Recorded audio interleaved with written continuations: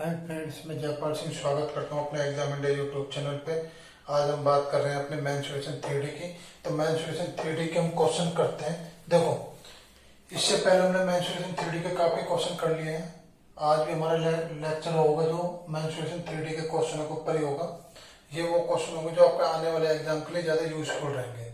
ठीक है ना। तो उम्मीद है आपको यहाँ पे अच्छी प्रैक्टिस हो रही है। जैसे यहाँ पर क्वेश्चन देखा, आप वीडियो को पॉज कर लिया करो, एक को खुद करके देखा करो। हो जाता है तो ठीक, नहीं तो यहाँ पे वीडियो सॉल्यूशन अपना चलता ही है। ठीक है दोस्तों। तो देखो, पहला क्वेश्चन ये कह रहा है कि एक लंबे पिरामिड का आधार एक वर्ग है जिसकी प्रत्येक भुजा 16 सेंटीमीटर है तथा इसकी ऊंचाई 15 सेंटीमीटर। तो इसका त्रिक पृष्ठ क्षेत्रफल ज्ञात करो। देखो यहाँ पे सवाल क्या कर रहा है। सवाल यहाँ पे कह रहा है कि एक पिरामिड, पहले तो आपको पिरामिड के बारे में बताया था। देखो पिरामिड क्या होता है। पिरामिड के बारे में आप सबने देखा ही होगा, आपके दिमाग में उसकी छवि बन भी गई होगी इस समय कि पिरामिड क्या होता है। पिरामिड आपके वर्गाकार भी होता है, त्रिभुजाकार भी होता है, आयताकार भी होता है, सब तरह का पिरामिड होता है। डिपेंड करता है कि पिरामिड का जो आधार होगा उस आधार के नाम पर ही हम उस पिरामिड का नाम दे देते हैं कि त्रिभुजाकार है कि वर्गाकार है। लेकिन गणित के अंदर, मैथ के अंदर पिरामिड जनरली हम एक वर्गाकार मान के चलते हैं, क्योंकि इस क्वेश्चन में भी वर्गाकार दिया हुआ है तो हम वर्गाकार मान के चलेंगे। देखो यहाँ पे, जैसे ये आपका पिरामिड है,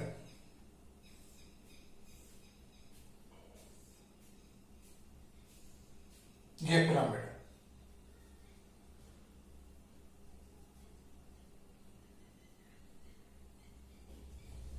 ठीक है ना।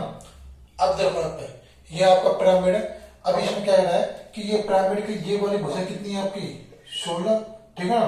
और इस पिरामिड की जो ऊंचाई है, ऊंचाई कितनी भाई आपकी इस पिरामिड की 15 है, ठीक है ना।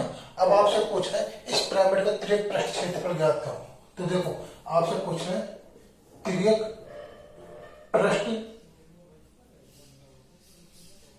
क्षेत्रफल, तिर्यक पृष्ठ क्षेत्रफल ज्ञात पूछ रहा है। तो पिरामिड का जो तिर्यक पृष्ठ क्षेत्रफल होता है 1/2 बेस का पेरीमीटर गुणा में स्लैंट हाइट तिर्यक ऊंचाई। अब देखो ये पूछ रहा है आपसे, तो मुझे पता है कि 1/2 बेस का पेरीमीटर, बेस क्या है इसका वर्गाकार है। ये 16, ये 16, ये भी अपना 16 और ये भी अपना 16, तो ये कितना हो जाएगा 16 गुना 4। दिक्कत आती है इसकी तिर्यक ऊंचाई पे। अब इसकी तिर्यक ऊंचाई क्या होगी। तो देखो ये जो 15 ये इसकी तिर्यक ऊंचाई नहीं है, ये सिर्फ इसकी ऊंचाई है। तो तिर्यक ऊंचाई निकालने के लिए मुझे बताओ। देखो तिर्यक ऊंचाई जो इसकी होती है, यहां से ये क्या आपकी, ये है आपकी तिर्यक ऊंचाई, ठीक है ना। और ये तिर्यक ऊंचाई कितनी होगी, तो इसको निकालने के लिए देखो आपको पता है कि ये क्या है, इसका जस्ट सेंटर पॉइंट है, इस पिरामिड के जस्ट सेंटर पॉइंट है, इसका आधार का सेंटर पॉइंट। अब जब ये सेंटर पॉइंट है और सेंटर पॉइंट यहां से जितनी दूरी पे होगा, यहां से उतनी दूरी पे होगा, ये टोटल दूरी 16, ये 8, तो ये भी कितना हो जाएगी भाई आपकी 8, और ये आपकी 15 आपको दे रखा है। तो मैं कह सकता हूं ए ओ बी, ये ए ओ और बी, जब ये 15 है, ये 8 है, तो ये कितना हो, तो ये कितना होगा भाई आपका 17 होगा। पाइथागोरस में से हाइपोटेन्यूस बन जाएगा। तो तिर्यक ऊंचाई कितनी हो जाएगी इसकी 17, 2 से 2 कट गया, 16 दूनी 32 गुना 4 कितना हो जाएगा 70 दूनी 34, 3 70 3 544 वर्ग मीटर में दे रखा है, तो वर्ग मीटर, सेंटीमीटर दे रखा है तो वर्ग सेंटीमीटर इसका आंसर हो जाएगा। उम्मीद है आपको क्वेश्चन समझ में आ गया होगा। अगला क्वेश्चन हम करते हैं।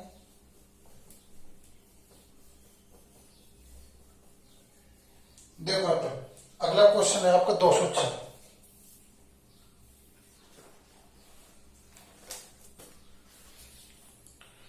206 कह रहे हैं एक शंकु के महत्तम आयतन ज्ञात करो जो एक आर्क त्रिज्या वाले अर्धठोस अर्धगोले से काटा जा सके। देखो सवाल ये कह रहा है कि ये आपको एक आर्क त्रिज्या का ठोस अर्धगोला है, ठीक है ना। अब इसे क्या करें, इस अर्धगोले से मुझे क्या बनाना है, एक शंकु बनाना है। और शंकु भी कैसे बनाना है कि शंकु का महत्तम आयतन, मैक्सिमम आयतन, ठीक है ना। मैक्सिमम आयतन मतलब शंकु को मुझे इस तरह से काटना है कि उस शंकु का महत्तम आयतन निकाल सकूं मैं इस अर्धगोले से। आपको पता है कि इसकी त्रिज्या कितनी है भाई आपसे यहां तक आर है, ठीक है ना। और मुझे पता है यहां से लेके यहां तक भी कितनी दूरी होगी, ये आर के बराबर होगी। अब देखो अगर मैं इस अर्धगोले से शंकु निकालता हूं तो शंकु वो भी मैक्सिमम वाला शंकु चाहिए, मैक्सिमम आयतन का। तो शंकु का आयतन का फॉर्मूला होता है 1/3 पाई आर स्क्वायर एच। तो देखो ये दोनों तो कांस्टेंट राशि है, ये दोनों में कम ज्यादा कुछ भी ले सकता हूं, क्योंकि मुझे शंकु का मैक्सिमम वॉल्यूम चाहिए। तो मुझे एच में क्या चाहिए, आपका मैक्सिमम चाहिए। एच मुझे अगर मैक्सिमम चाहिए तो आपको पता है कि मैक्सिमम तो सिर्फ और सिर्फ क्या हो सकता है, आपका एच आर के बराबर हो सकता है। तो मैं कह सकता हूं कि यहाँ पर एच क्या चाहिए मेरा, आर के बराबर। ठीक है ना। दूसरा, अगर मुझे मैक्सिमम शंकु चाहिए तो एच तो मुझे क्लियर हो गया। तो मुझे शंकु की जो आधार की त्रिज्या वो किसके बराबर होनी चाहिए, अर्धगोले के आधार की त्रिज्या के बराबर। ठीक है ना, अर्धगोले की त्रिज्या के बराबर। इससे कम लेता हूं तो मिनिमम एरिया वॉल्यूम आ जाएगी, इससे ज्यादा मैं ले नहीं सकता। तो जितना भी अर्धगोले का जो आधार होगा उसके आधार के जस्ट इक्वली शंकु का आधार होना चाहिए। तो शंकु के आधार की त्रिज्या कितनी आनी चाहिए, अपनी आर के बराबर। तो कितना आ जाएगा ये 1/3। तो 1/3 पाई आर स्क्वायर, और आर कितना हो गया आपका आर क्यूब। तो इसका आंसर आ जाएगा 1/3 पाई आर क्यूब। अगला क्वेश्चन, उम्मीद है क्वेश्चन समझ में आ गया होगा। बस शंकु का मैक्सिमम आयतन कहाँ है, तो गोले की ऊंचाई के बराबर शंकु की ऊंचाई, गोले की त्रिज्या के बराबर शंकु की त्रिज्या। अगला क्वेश्चन देखिए,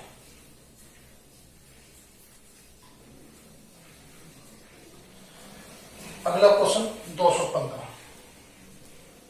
देखो यहाँ पे अगला क्वेश्चन ये कह रहा है, दो भिन्न भिन्न पदार्थों से बने दो गोलों का द्रव्यमानों का अनुपात। दो गोलों के द्रव्यमानों का अनुपात कितना कह रहा है, फर्स्ट गोला, इसका द्रव्यमान, और ये आपका सेकंड गोला, इनका द्रव्यमान के अनुपात कितना कर रहा है, 8:17। 8:17 कह रहा है। ठीक है ना। ये आपके द्रव्यमान कह रहा है, द्रव्यमानों का अनुपात है, मास का अनुपात, द्रव्यमानों का अनुपात, पहले गोले का और दूसरे गोले का। फिर इसके बाद आपसे सवाल में कह रहा है, सवाल में कह रहा है कि प्रत्येक पदार्थ के प्रति घन सेंटीमीटर द्रव्यमानों का अनुपात कितना तय कर रखा है, 289:64। तो देखो 289:64 कह रखा है। तो आपको पता है कि 64 तो क्या होगा, आपका पहले वाले गोले का होगा, क्योंकि जब इसका द्रव्यमान कम है तो ये भी क्या होना चाहिए, आपको कम होना चाहिए, प्रति घन सेंटीमीटर आए तो ये भी कम होना चाहिए। और 289 किसको डिनोट करने पे, सेकंड वाले को, 289 सेकंड वाले को कर रहा है। तो अब आपसे कह रहा है कि इनकी त्रिज्याओं का अनुपात ज्ञात करो। तो देखो पहला गोला, इसका आयतन मैं आयतन से निकालूंगा इसको, फर्स्ट गोले का आयतन, और ये क्या हो गया आपका सेकंड गोले का आयतन। कितना आ जाएगा आपका 4/3 पाई आर क्यूब और 4/3 पाई आर क्यूब। छोटे गोले की त्रिज्या मैंने आर मान ली, बड़े गोले की त्रिज्या मैंने कैपिटल आर मान ली। और आपको निकालना क्या है, यहाँ पे आपको ये निकालना है small R upon capital R. अब देखो यहाँ पे आपको पता है कि ये आयतन, कुल आयतन का अनुपात, और यहां भी मुझे क्या लेना है, कुल आयतन का अनुपात लेना है। ठीक है ना। इसका कुल आयतन का अनुपात इस तरह से आ जाएगा फॉर्मूले दृष्टि से, और इसके कुल आयतन का अनुपात देखो, द्रव्यमान का अनुपात कितना दे रखा है, 8:70 दे रखा है। ठीक है ना। और प्रति घन सेंटीमीटर दे रखा है, मीटर दे रखा है, सेंटीमीटर दे रखा है। प्रति घन सेंटीमीटर छोटे वाले का कितना दे रखा है, 64, और बड़े वाले कितना दे रखा है, 289। तो ये आपका क्या हो जाएगा, टोटल अनुपात आ जाएगा। तो ये आपके इसके बराबर है, आयतन का अनुपात बराबर 4/3 पाई से पाई कट गया। और ये आपका 64, इसको मैं 8 का स्क्वायर ले सकता हूँ मैं। तो 8 का स्क्वायर और 8 कितना हो गया आपके 8 का क्यूब, 289, इसको 17 का स्क्वायर ले सकता हूँ मैं। 17 का स्क्वायर और 17 कितना हो गया 17 का क्यूब, और ये कितना आ गया आपका आर क्यूब बटे आर क्यूब।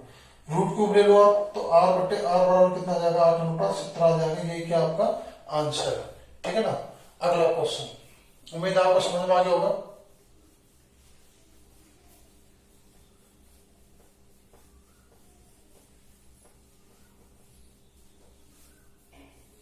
आपके यहाँ पे मैथ के सारे टॉपिकों के क्वेश्चन कराए जाएंगे, अच्छे हाई लेवल के, मॉडरेट जो भी आपके क्वेश्चन होते हैं।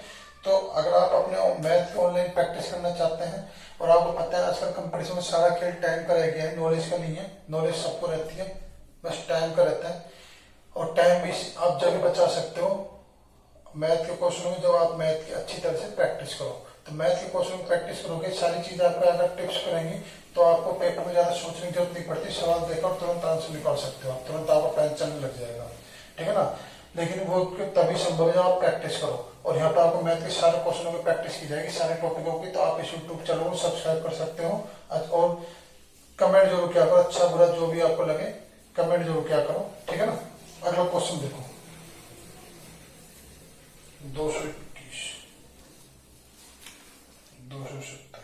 देखो यहाँ पे, हाँ ये कह रहा है कि 5 व्यक्ति एक तंबू में रहते हैं। प्रत्येक व्यक्ति को रहने के लिए 16 वर्ग मीटर की जगह की जरूरत है तथा 100 घन मीटर सांस लेने के लिए। तो इन व्यक्तियों को समाहित करने के लिए शंकु की ऊंचाई क्या होगी? देखो यहाँ पे आप ये कह रहे हैं कि तंबू है,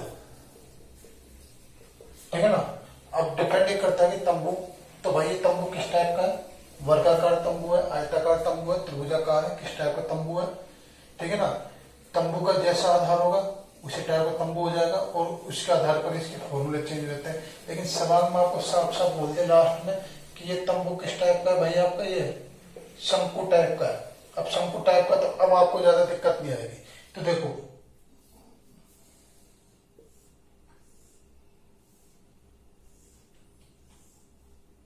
ये आपका शंकु है, ये आपका तंबू है, शंकु टाइप का है, ठीक है ना। अब इसमें बोल रहा है कि इस तंबू में कितने व्यक्ति टोटल? 5 व्यक्ति हैं, ठीक है ना। इस तंबू में टोटल कितने व्यक्ति हैं आपके? 5 व्यक्ति हैं, ठीक है ना।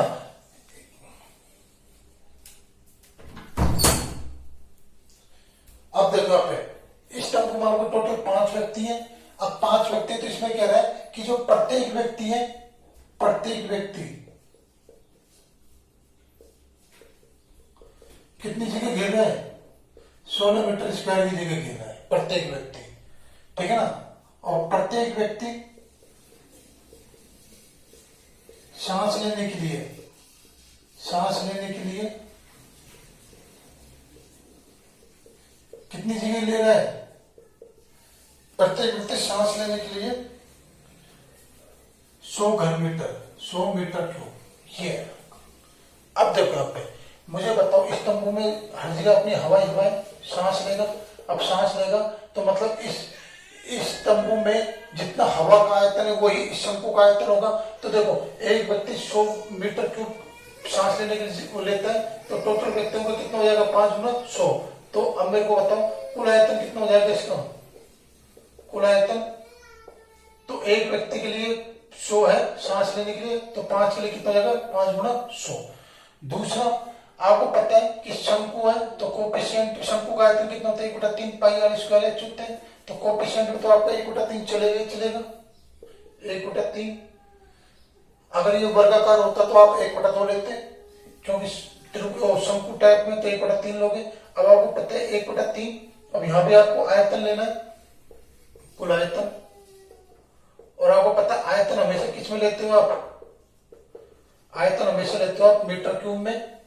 अगर मीटर नहीं दे रखे, बीमारी आपके सेंटीमीटर दे रखी है तो सेंटीमीटर क्यूब में, ठीक है ना। अब देखो यहाँ पे 100 है, ये मीटर क्यूब है, गुणा में 5, तो ये तो किस में आ गया आपका भाई? मीटर क्यूब में आ गया, ठीक है ना। अब मुझे यहाँ पे लेना है, तो देखो यहाँ पे एक व्यक्ति कितनी जगह घेर रहा है? 16 के बराबर घेर रहा है, तो 16 क्या आ गया आपका? मीटर स्क्वायर आ गया, ठीक है ना। एक व्यक्ति का 16 तो 5 व्यक्ति कितना होगा? 16 गुना 5 होगा। अब तक मेरा सिर्फ क्षेत्रफल बन रहा है, ठीक है ना। अब वो किसी का क्षेत्रफल लेकर अब तक क्षेत्रफल बन रहा है। अब मुझे इसको क्या बनाना है? आयतन बनाना है। आयतन बनाना है तो मुझे 1 मीटर से गुणा और करना पड़ेगा, क्योंकि मीटर स्क्वायर गुणा मीटर, मीटर क्यों बन जाएगा? 1 मीटर से गुणा करना पड़ेगा। और 1 मीटर कहां से आएगा मेरे को? कहां से आएगी? इसकी ऊंचाई से आएगी। आई बात सुने, इस तरह से आप फॉर्मूले को सेट करते हैं तो ऊंचाई से आएगी एच से। तो दोनों को बराबर कर दो, ये मीटर क्यूब से ये मीटर क्यूब कट गया, और इसको आगे करते हैं अपन सॉल्व।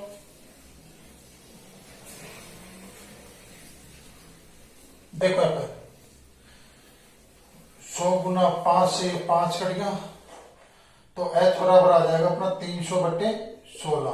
300/16 आ जाएगा, तो 4 से काटो, 4 से कट जाएगा, फिर 8 से कट जाएगा, 4 से कट 4 चौक 16, 4 सत्ते 28, 75, 18 चौक 72 और 7 और ये 5 मीटर।